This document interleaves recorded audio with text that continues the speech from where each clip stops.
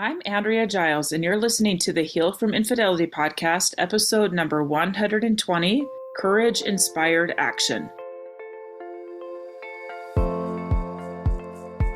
Hello, and welcome to the Heal from Infidelity podcast, where courageous women learn not only to heal from their spouse's betrayal, but to become the boldest, truest, most decisive, and confident versions of themselves ever.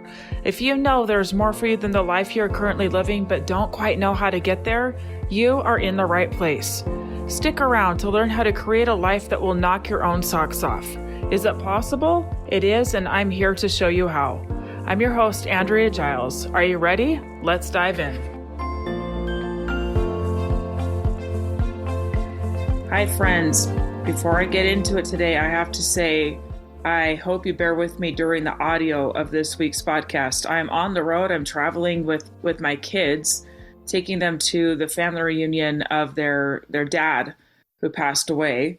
And I am not having a good time getting my audio connected. So the quality might be a little bit different, but I did not want to miss getting you an episode. So let's go ahead and dive in, and please excuse the less than stellar audio for the week. Okay, this episode, Courage Inspired Action. I've been thinking a lot about courage. It's one of my favorite words. It's one of the things that I actually really appreciate about myself. I appreciate that I feel like I'm a pretty courageous person. But I've been thinking about myself and my clients and people that I know, and just kind of the human condition, the way we kind of all are. And I think that sometimes we can get like really in a place that we do feel a lot of courage, that we do feel very motivated, and then something falls short, something happens, and we're going to kind of talk about that today. Okay, so you also probably hear a lot of people talk about courage. I know that Brene Brown talks a lot about courage. Glennon Doyle talks about courage. Lots of online influencers is kind of a big word, being courageous. And I love it as well. But today we're going to be talking about courage and what needs to come along with courage, and how courage will kind of lead us to a dead end if we don't take action from it. Okay. So a lot of my clients have a lot of courage. They are, even them saying yes to working with me requires a lot of courage. It's scary. It's scary. It's scary to go, okay, this problem is big enough that I'm going to do something about it. And not only is it big enough, I'm ready to face it head on, right? I'm ready to face this problem head on and pay money and say yes and like work with somebody else. That's scary. It's scary. You're really kind of like saying, this is a big enough deal. It's causing enough trouble in my life. It's a big enough issue in my life that I'm going to now do something about it, right? And they know that when they work with me, it's going to require them to take a hard look at things, that I'm going to help them see some things that might be difficult to see. And so it takes a lot of courage just to say yes, okay? But one of the things that I see a lot is that what happens is my clients will get to a certain place where they're really starting to see things. They're starting to open up to what happened in their marriages, in their relationships, to get to where they are.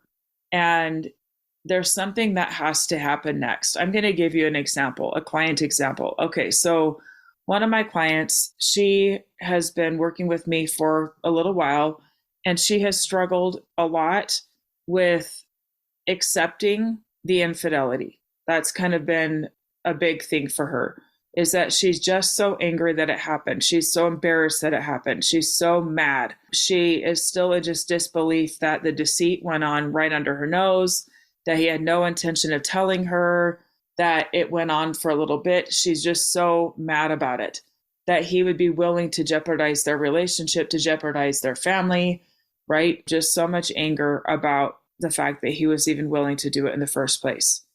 And on one of our coaching calls, I coached her around this, and I used an analogy that I want to share here with you. Okay, so imagine that you're hiking down a path, and you come into the path, and there's this massive, massive boulder that's right in the middle of the path that is huge and it's big, and you can't just kind of pick it up, right?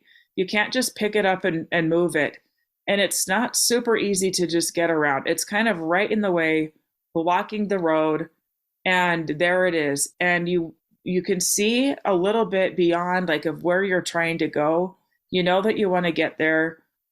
By all means, it looks like this boulder is going to slow you down, like that it's slowing down your goals, that it's slowing down the plans that you had for yourself, and you are pissed. You're mad that that boulder's there. You're mad that it's in the way. You're mad that it had the nerve to interrupt the plans that you had. And you can kick it and be mad at it and stomp and yell and scream and be angry that this thing is there. And that's what a lot of us do after infidelity is there's this big boulder that was dropped in our path, right? This big boulder that was dropped in our path, and we are pissed about it. Like, how? Like, I was just going about my day hiking along this path, and bam, you just drop this on me, drop this boulder on me, right? I know a lot of my clients feel this way. And I remember feeling this way too, okay? Not only do we feel like it's in our way, but often we feel like it was dropped right on our head, right? Not just in our path, but on our head, like direct impact, right? Where it's really, really painful that it's there, right? So what many of my clients do is they're just so pissed. They're just so mad that that is there. They're so mad that they have to deal with all of the emotions that now they have to deal with that were not there before, right? Feeling embarrassed, feeling shame, feeling judgment of others, feeling judgment of themselves, feeling so hurt, like all of these things. And so what they're doing is they're spending all of their energy just being so mad at this boulder for being there. They're just so mad at it. And what I coached my client through on this particular call was the significance and importance of getting to a place of just settling into it is. It is. The boulder is. This thing did happen. It did happen. It is there. And the power in that is that once we can kind of drop into acceptance, it helps us to move beyond all of the pain of our ego. Boy, are our egos loud of telling us all the things wrong with us, wrong with them. We're so embarrassed, like all of that, right? And it helps us to just kind of look at it for what it is. It's this thing, it's there. And now what am I going to do about it? It goes from this place of acceptance, of accepting, of going, this boulder did land in my path. And instead of wasting my energy being mad that it's there, what do I want to do about it? And my friends, this is where courage inspired action comes in. Okay. I made up this term. It's CIA for short, which is kind of catchy and easy, right? Courage inspired action. Okay, so let's talk about what this is. What is courage inspired action? Okay, it's not just enough to have courage. It's not just enough to accept. Okay, it's not enough, because if we just accept it as it is, what this looks like in our relationships is we might get to a place where it loses its sting, where we just kind of get used to it. We get used to that boulder that got dropped on us and kind of get used to just living with this kind of level of pain, where we just get used to it, where, yeah, it might not be that we're kicking it, that we're fighting it, that we're, punching it and like bloodying our knuckles, being so mad at it and trying to hit it anymore. We might not be to that extreme level. Okay. We might be more calm in our bodies. We might feel more just resignation. It might turn from fighting this boulder to resignation, that it's just there and it's just the way it's going to be. I don't want that for you. It's not quite good enough. Okay. Why? Because you're just shifting one emotional experience to another. And ultimately, what is it going to get you to just go to a place of resignation? What it's going to get you is a whole lot of settling. That's what it's going to get you. It's going to get you just kind of going through the motions, where you might not be in so much pain every day, but you're definitely not really enjoying your life either. You're not delighted to be in your life. You're not delighted with the relationships you're in. You're just kind of going with the flow. You're just kind of, yep, there it is. It's there. And it's just the way it is. Okay. Courage inspired action is about going to a place of acceptance. Yes, this thing is here. And it's about looking beyond the boulder. It's about looking on the other side at the view of what you want, the view of what could be. And you know what? It takes a damn lot of courage to dream, especially after infidelity. It takes courage to dream. It takes courage to believe in an amazing relationship. It takes courage to believe that you can trust your spouse again, if for those of you who are choosing to stay. It takes courage. It takes courage to believe that you can trust anyone again after infidelity. It takes courage to think, you know what? I believe that there are trustworthy people out there and I'm going to give it a go. It takes courage. So courage is step one. To even look beyond that boulder and go, what else might be there? What else could be there? And then it takes inspired action. It takes inspired action. It takes going, okay, I can see it. I can see it enough to take one step. I can see it enough to lean in. All right, to lean into what? I was thinking about a movie that I watched with my kids a while back. Many of you have probably seen it. It's Frozen 2, the second Frozen. And in it, Anna, her sister, has kind of betrayed her trust. And as far as Anna knows, her sister has died. Another main character, Olaf, which is a little snowman, he has also died. She doesn't know where her significant other is. She's alone. Like she's just utterly alone. And you know, the first time I watched this movie, I actually cried during this song because I know it's a cartoon, right? But I know the grief that she's singing about. It's a song called The Next Right Thing. And I know the grief that she's talking about, the grief that weighs me down.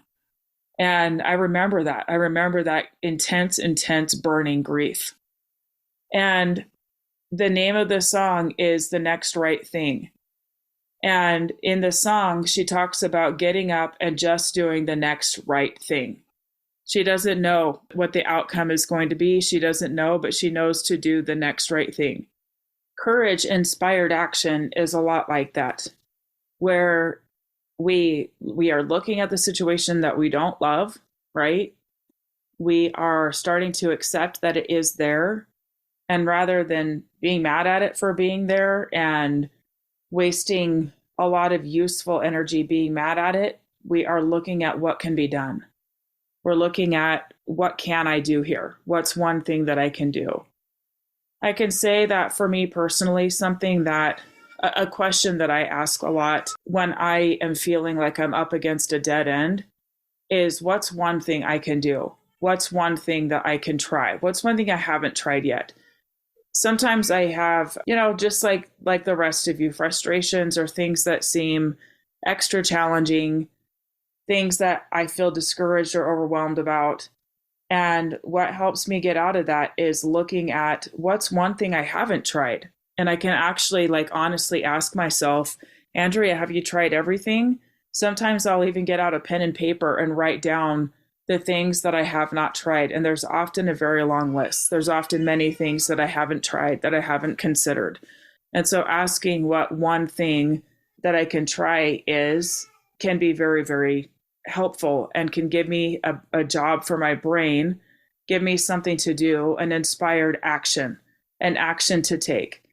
And the thing about action is that action helps you, of course, to move forward. You're moving forward when you take action, but it gives you more information.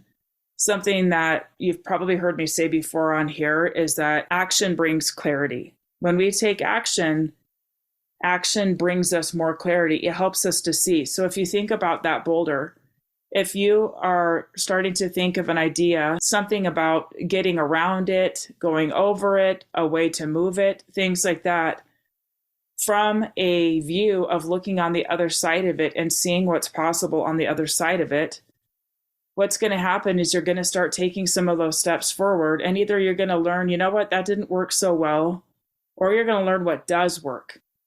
And both are very, very important. Okay. Both are very important. Just because you tried it and it doesn't work doesn't mean go back, be discouraged, worry that it's never going to work. It means, okay, there's one thing that I tried that didn't work. Let's try something else. Okay. And sometimes we try things from kind of a controlling approach where we want to control the way other people respond to the things that we're trying. And we can learn from that and go, you know what? I went into it still trying to just like force my will, force how this conversation went or whatever it is that we're trying. I came in there with I was already frustrated. And so the things that I said came from a place of kind of an attack. So of course the conversation shut down. It didn't go the way that I wanted it to go. Okay. So we can evaluate, we can get more information, we can go deeper, we can learn more always. And then we can try again. Okay. So what courage inspired action does is it makes it so that we can feel the courage and then we take action forward. We're taking steps forward.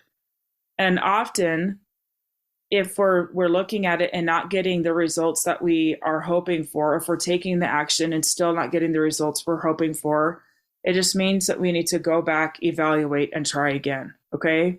The thing is that every emotion that we have creates we're taking some kind of action from an emotion. Okay. And then we get our results. For example, if we're feeling really angry and we're taking action from anger, if we are like punching things and throwing things, we might be taking action, but it's not necessarily inspired action. What I mean by inspired action is the action that's going to move things forward in a way that's going to get us closer to what we actually want, right?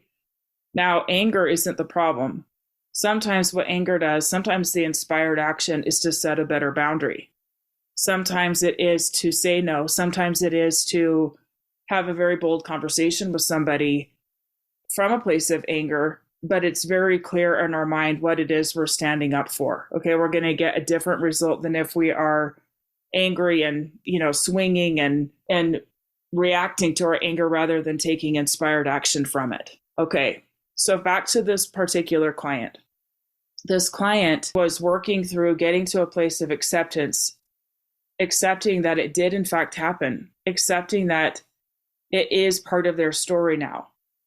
And the more she continues to kick and fight against the thing that happened, that big boulder that got dropped in your path, the more she is not giving energy to actually healing, to actually really getting clear on, do I want to be here or not, right? It's driving her away from her spouse instead of to her spouse. Like in theory, she says, I want to be with him.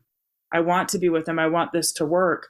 But this action of continuing to be mad that that boulder is there is keeping her divided from him, not moving toward him.